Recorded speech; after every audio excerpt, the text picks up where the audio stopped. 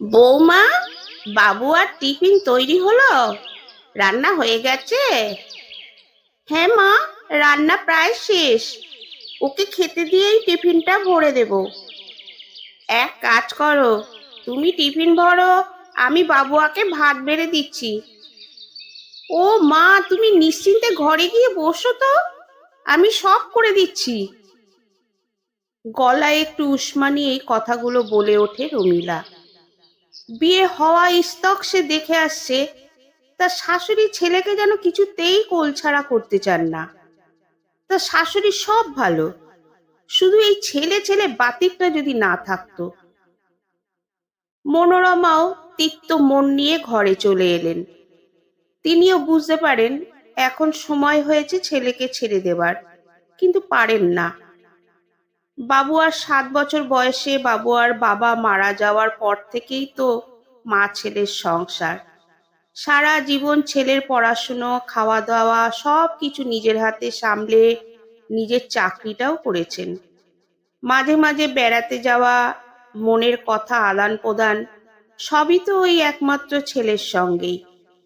ছেলে নিজের পছন্দের মেয়েকে বিয়ের কথা যেদিন তাকে জানালো, তিনি তো খুশি মনেই সেদিন সম্মতি দেন। কিন্তু তারপরেই সব কেমন যেন একটু একটু করে বদলে গেল। যে ছেলের জগৎ ছিল মা, সে জগতে অংশ নিল বৌমা। তাই বলে মাকে বাবুয়া অবহেলা করছে এমন অভিযোগ কখনো মনোরমা করতে পারবেন না। ছেলে যথেষ্ট দায়িত্ববান। রমিলাও খুবই হাসি খুশি, শাশুড়িকে যত্ন করে, ভালোবাসে। এ বাড়িতে প্রবেশ করেই সে শাশুড়িকে বলেছে, মা, এত বছর অনেক কষ্ট করেছো, আর নয়, এখন থেকে সংসারের সব কাজ আমি করব, আর তুমি পায়ের উপর পা তুলে আরাম করবে। কিন্তু এটাই হয়েছে মনোরমার মনোকষ্টের কারণ।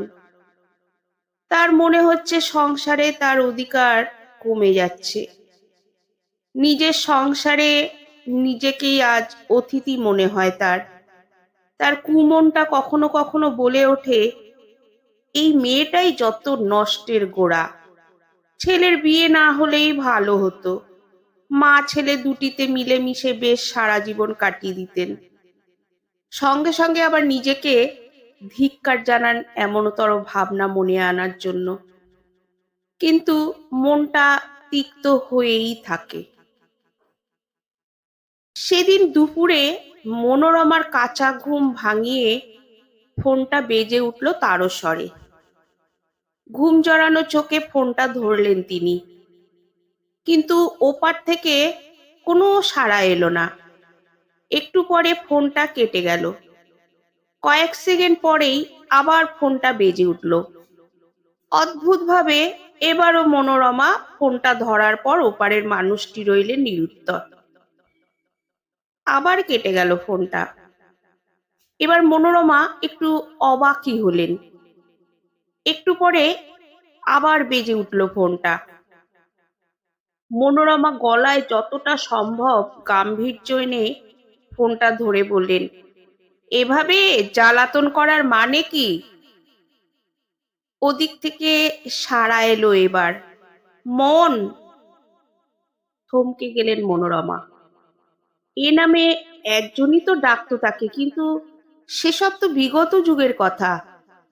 অপর দিকের মানুষটি বলে উঠল, মন, আমি সুনির্মল, চিনতে পারছো? মনোরমার হৃৎপিণ্ড কয়েক সেকেন্ডের জন্য যেন থমকে গেল।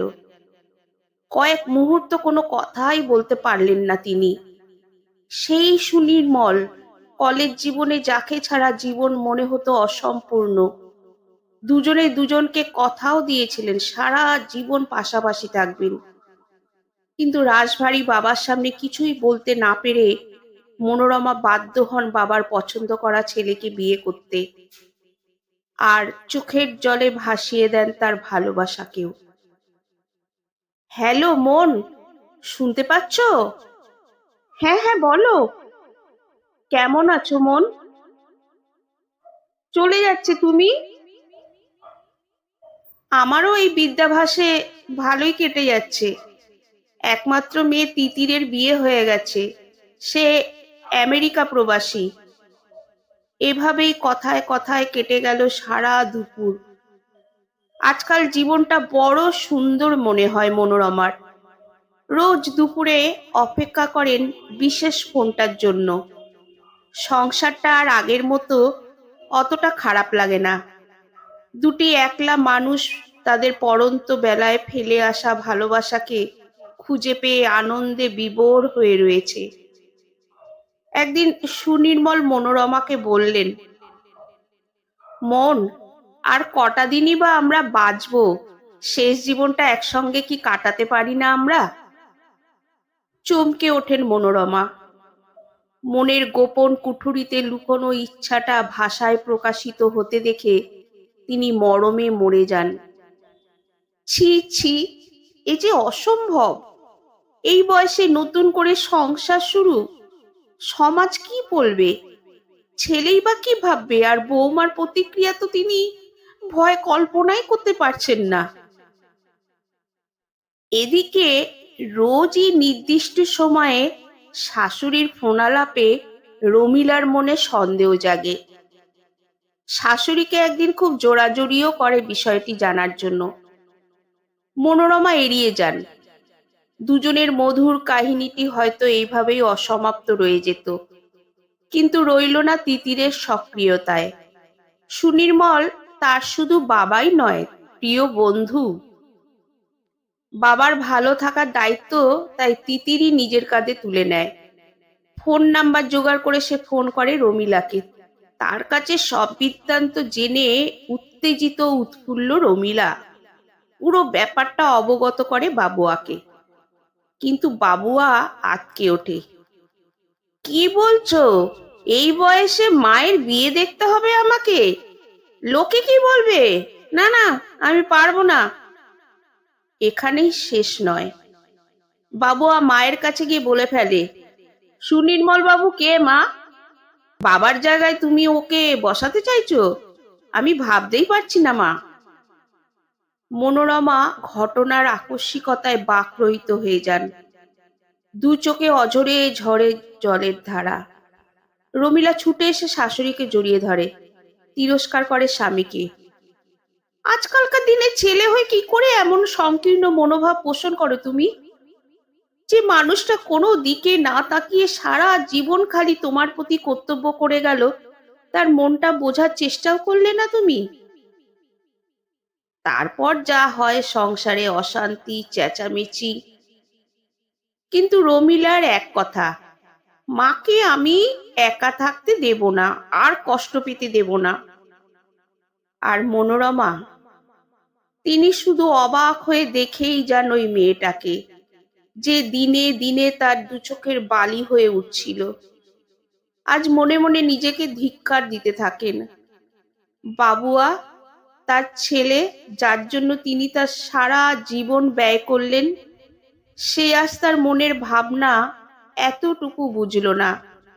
আর ওই পরের বাড়ির অনাত্মীয়া মেয়েটা আজ তারই জন্য নিজের স্বামীর বিরুদ্ধে রুখে দাঁড়িয়েছে।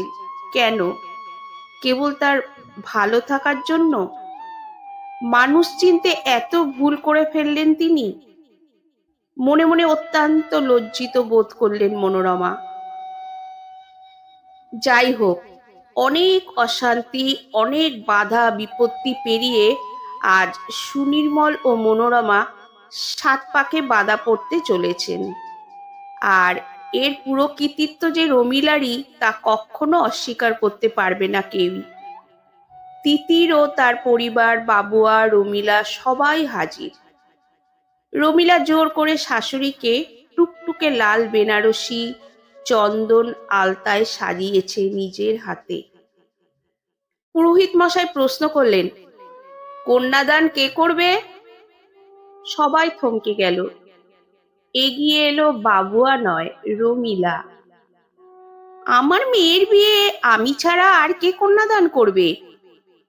মনোরমা চোখে জল নিয়ে ভাবতে থাকেন, কে আপন, নিজের পেটের ছেলে নাকি ওই অনাত্মীয়া একদা শত্রু মেয়েটি।